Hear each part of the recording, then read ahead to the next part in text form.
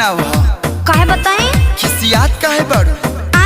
अच्छा ही बताओ का प्यार करेलू? ना ना काहे ज्ञान नहीं खे? ज्ञान तो बढ़ले बा लेकिन करब ना। काहे लेकिन करब ना। अरे काहे कोनो दिक्कत? एहिंगा एहिंगा हाँ हाँ एहिंगा। भाव सुनो भइलू मिरिया ताहार 16 बरिस के होई तोहर प्यार